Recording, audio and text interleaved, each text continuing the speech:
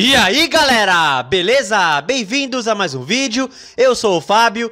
E galera, seguinte, é vídeo de pré-jogo. Pois é, nesse sábado aí teremos Botafogo e Corinthians, Campeonato Brasileiro, nossa prioridade número 1. Pois é, nessa busca para não ser rebaixado, temos um jogo muito importante, simplesmente contra o líder. Pois é, um jogo contra o líder na casa do líder, que é um lugar que eles são muito fortes e vai ser um jogo bem complicado e vamos falar sobre ele. E para começar, vamos com a possível escalação do Corinthians aí para esse confronto contra o Botafogo, né? O Corinthians que tem alguns desfalques certos, o Yuri Alberto e o Kaká, eles estão fora porque foram expulsos contra o Flamengo, né?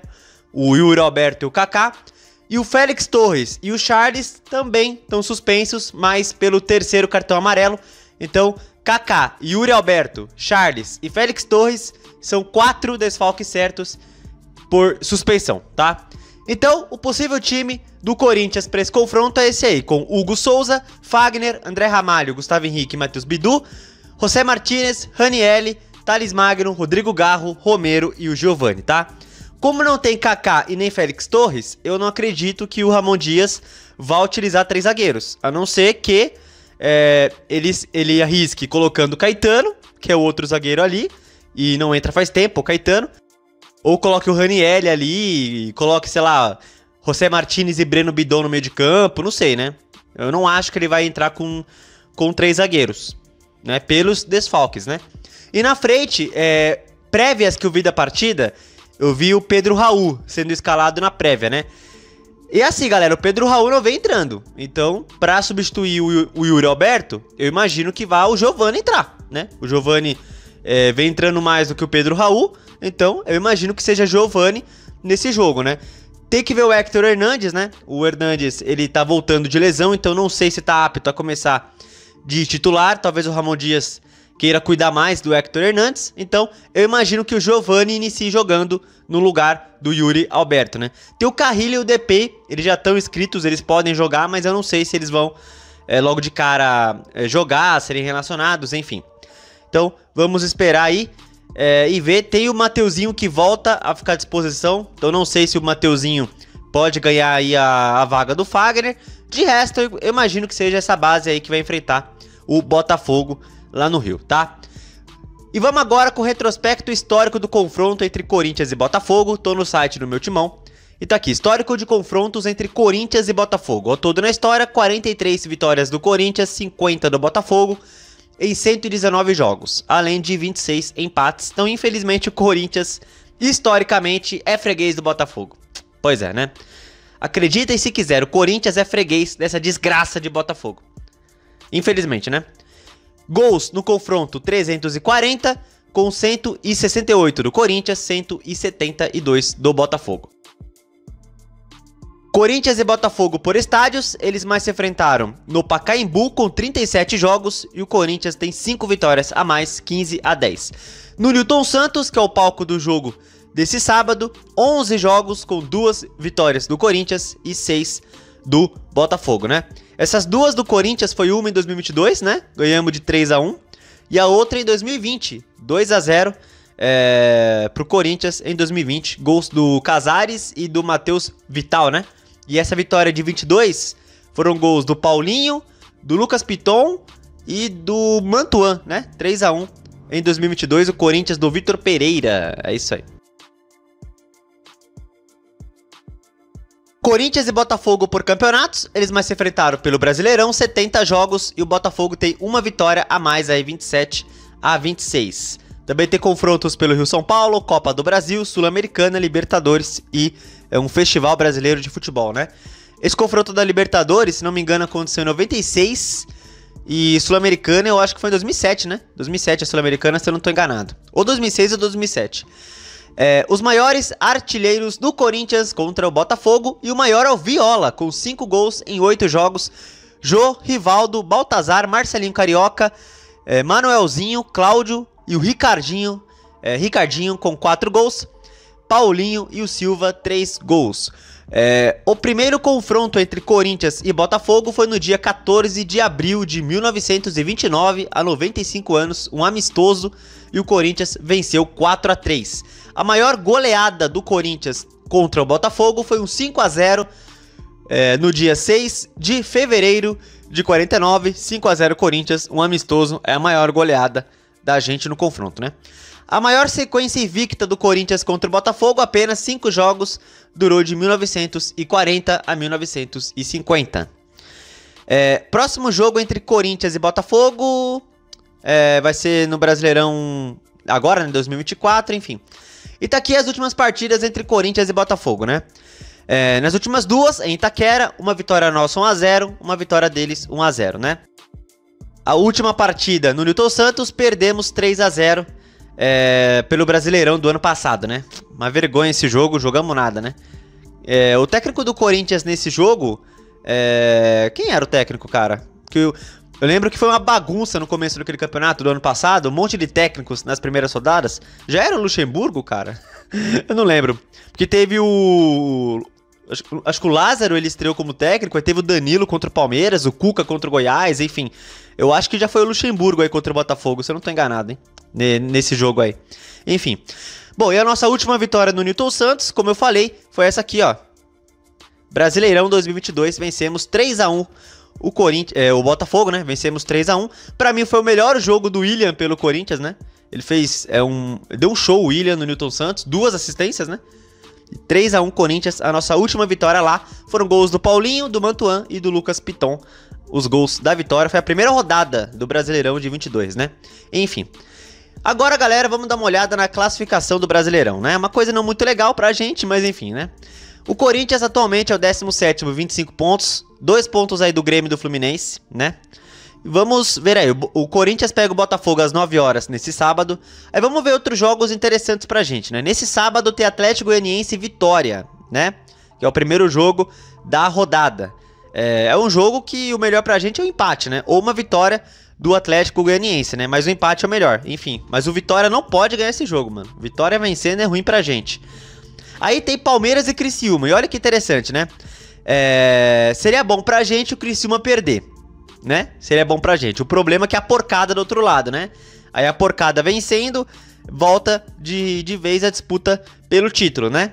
Enfim, principalmente se a gente ganhar do Botafogo. Mas dane-se a porcada, cara. A prioridade pra gente é escapar do rebaixamento, né? E se acontecer deles ficarem com o título, se acontecer do Palmeiras ganhar o título no final, vai fazer o quê, né? O importante pra gente é escapar do Z4, dane-se o resto. Então, vamos torcer contra o Criciúma aí, né? Vamos torcer contra o Criciúma, que é importante eles perderem. Aí tem Bragantino e Grêmio. Vamos ver se o Bragantino consegue nos ajudar aí. Tem Juventude e Fluminense, aí é um jogo interessante, hein? Jogo interessante, Juventude e Fluminense, né? Talvez o empate seja o melhor pra gente, né? Nenhum dos dois fazendo 3 pontos, né? Enfim. De interessante pra gente também tem Internacional e Cuiabá, jogo na segunda-feira. É importante também o Inter vencer o Cuiabá. E aí é bom pra gente isso aí. Bom. Vamos mostrar só mais uma coisa, galera, que é o seguinte. Rolou aí, nessa sexta-feira, o dia da transparência do Corinthians. Pois é, rolou aí o dia da transparência e tá aqui. Corinthians atualiza dívida para 2,3 bilhões de reais. Que buraco a droga da renovação e transparência meteu o Corinthians, cara. E tá aqui, o Corinthians realizou nessa tarde aí de sexta-feira, né? Sexta-feira 13, né? Coincidência, né? O dia da transparência para elucidar as dívidas sobre a administração, né? E tá aqui o diretor financeiro Pedro Silveira, foi ele que foi ele que falou aí, né? Ele que deu o discurso aí. Ele atualizou a dívida para 2,3 bilhões. O dirigente fez a apresentação de slides para mostrar o balanço. E esses 2 bilhões de dívidas são em 924 com oneroso, que é direito de imagem, dívidas, etc. Parcelamento tributário, que é uns 670 milhões. Esse parcelamento tributário tem a ver com o quê? Impostos, cara? Bom, não sei. Quem manja mais de parcelamento tributário me explica aí nos comentários, tá? Eu acho que é impostos, não sei. E a Neoquímica Arena, que é 710 milhões de reais, né? Então, Vocês veem que a Neoquímica Arena é um baita de uma dívida, mas não é o maior problema do Corinthians, né? O maior problema, vocês estão vendo aí, é quase 1 bilhão só de direito de imagem, dívida com o empresário, coisa e tal, né? Enfim. Passou-se um semestre e a dívida que era de 2,189 bilhões, agora é 2,310, né? Dívidas entre o oneroso, a Arena e o tributário. E tem um aspecto muito importante que a gente vai falar aí do resultado de 23 contra 24, né? Enfim, vamos continuar vendo aqui, contando um pouco para vocês de como foi o primeiro semestre, que é importante destacar, a dívida aumenta 122 milhões.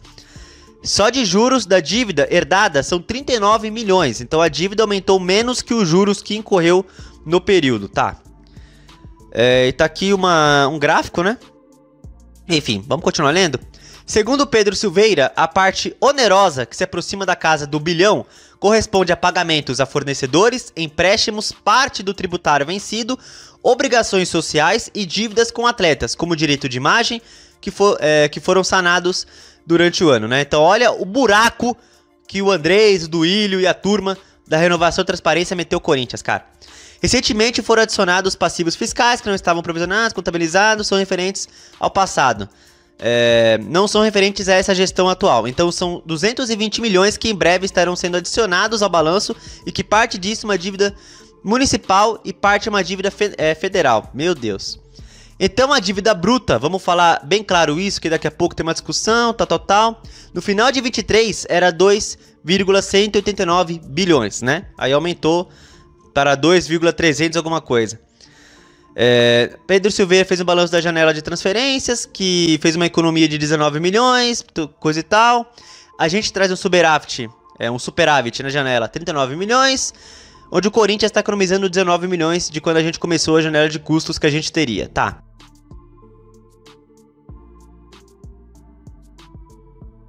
O Fred Lu, CEO do clube, afirmou que a contratação do Depay entra nessa conta, embora o holandês não tenha aparecido nos slides.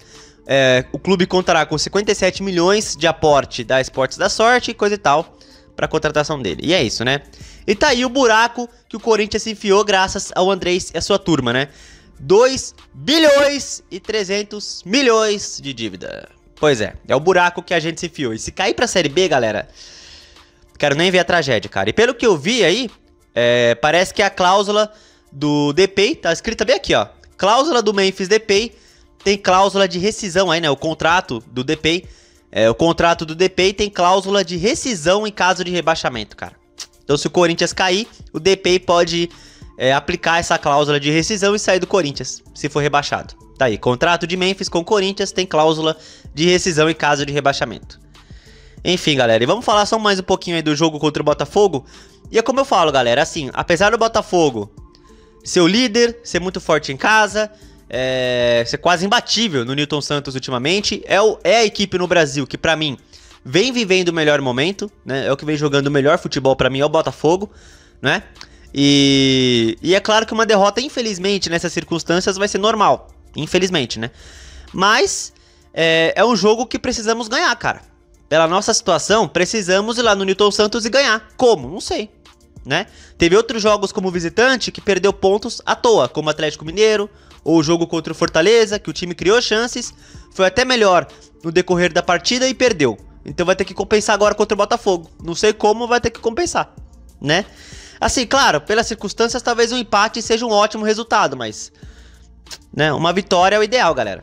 Infelizmente, tem que se virar e ganhar esse jogo de qualquer jeito. Não sei se o Depay e o Carrilho vão estar aptos, né? O Depay tá 2 meses sem jogar, então talvez colocar ele logo de cara seja arriscado, ele pode se lesionar, né? Como aconteceu com o Hector Hernandes. Enfim, não sei. E vamos ver, meu palpite pra esse jogo, eu vou apostar em 2-1 Corinthians, né? Eu sei que vai ser difícil, o Botafogo vem tendo a melhor fase aí do Brasileirão, é o líder, coisa e tal. Mas eu vou acreditar, né? Sou torcedor, eu vou acreditar. Então é 2-1 Corinthians e é gols da máquina Romero e Rodrigo Garro. E é isso aí, vamos que vamos. Romero e Rodrigo Garro, 2-1 Corinthians. E seja o que Deus quiser, né? E é isso aí, comente aí o palpite de vocês. O meu é 2-1, gols do Garro e do Romero, tá? Garro e Romero marcam 2-1 Corinthians, tá bom? Então é isso aí, galera. Se você gostou do vídeo, deixe seu like, se inscreva no canal e compartilhe o conteúdo, beleza? Tamo junto, valeu, é nóis. Deus nos abençoe nessa partida que precisamos, né? E vai, Corinthians, por favor, Corinthians. Vai, uma vitória, cara. Uma vitória, 2x1, tá ótimo. 1x0, meio a 0, gol de bunda, tá bom, cara. Desde que a gente vence. É isso aí, valeu e vai, Corinthians.